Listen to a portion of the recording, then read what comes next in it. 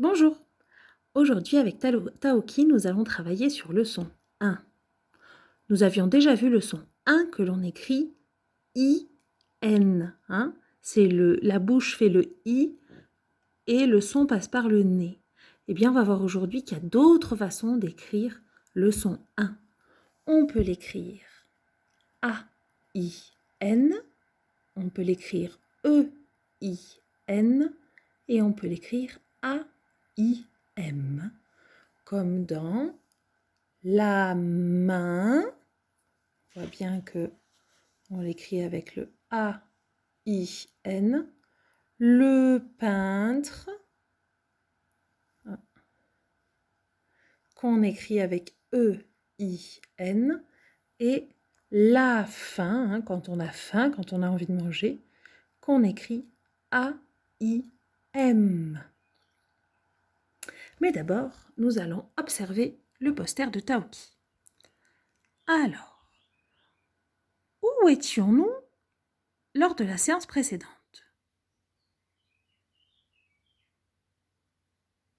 Oui, nous étions aux États-Unis, plus précisément dans la ville de New York. Vous avez vu les taxis, les rues, les gratte-ciel. Alors, que visite-t-il maintenant? Donc, on voit qu'il y a Lily, Taoki et Hugo. Et quel endroit sont-ils en train de visiter? Est-ce qu'ils sont toujours dans la ville?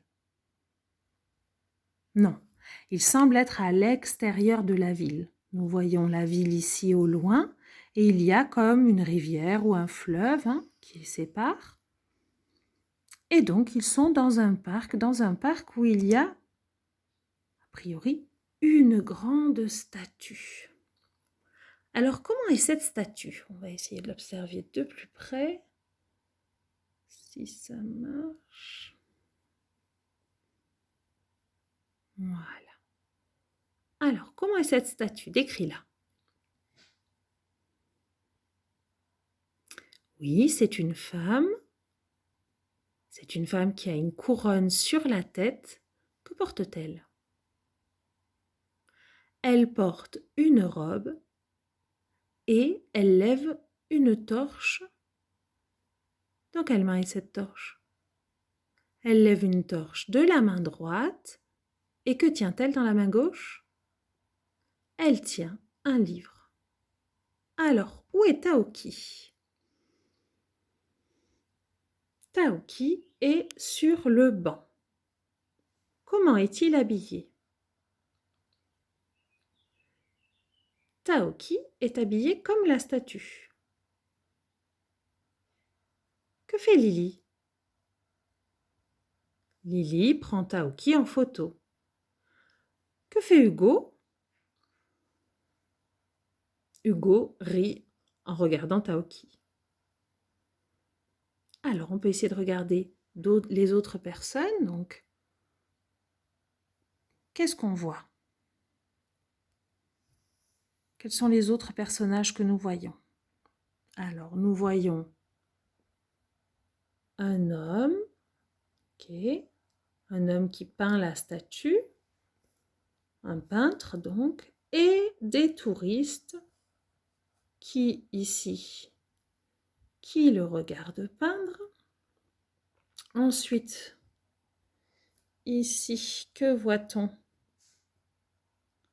Nous voyons d'autres touristes, des gens qui viennent visiter, sont les touristes, qui regardent, qui écoutent un guide et qui regardent la Statue de la Liberté.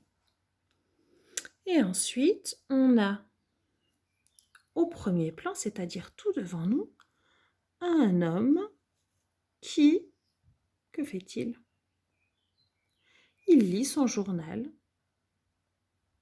et une dame qui a une baguette de pain dans la main, ou un pain dans la main. Très bien. Alors, on va observer maintenant les mots qui font le son 1. Alors, on a le nain, la peinture, le sapin, le poulain, le train, le sous-marin et le daim. Voilà. Alors, quelles sont les différentes écritures du son 1 que l'on peut trouver dans les mots? Alors, d'abord, le son 1, on peut l'écrire, oui, avec le A, le I et le N, comme dans nain, mais aussi poulain et train. On peut l'écrire, et ça on l'a déjà vu ensemble, on peut l'écrire aussi avec le I et le N, comme dans sapin et sous-marin. On peut l'écrire E-I-N, comme dans peinture et empreinte. Et enfin, on peut le trouver avec A-I-M, comme dans le daim. Alors maintenant, tu vas pouvoir faire tes exercices, les exercices du fichier que je te donne. Et on va juste voir ensemble les mots pour les élèves qui ont du mal avec les mots de vocabulaire. Comme ça, tout le monde sait quels sont les mots sur lesquels nous travaillons. Alors, nous avons un requin. Tu coches la case dans laquelle tu entends le son 1. Requin, pinceau, épingle, ceinture.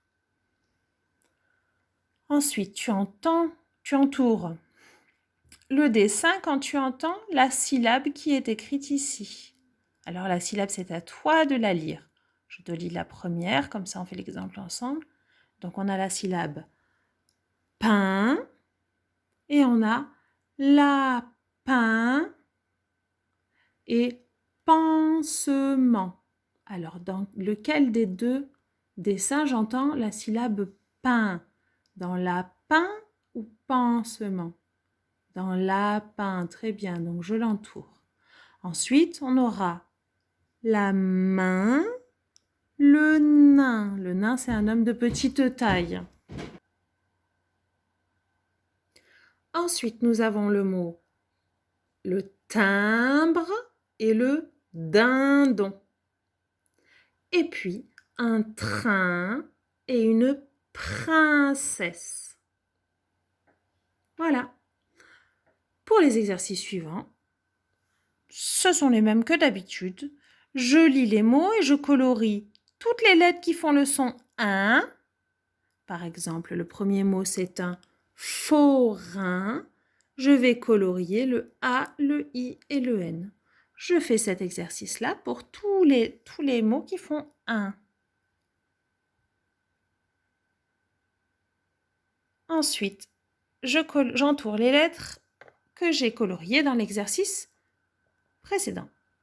Et puis, je lis les mots, le prochain, une américaine, etc. Et je les mets dans cette colonne. Si je vois le A, le I et le N et que j'entends le son 1, je les mets dans la colonne d'après. Si je vois le A, le I et le N, mais que je n'entends pas le son 1. Voilà.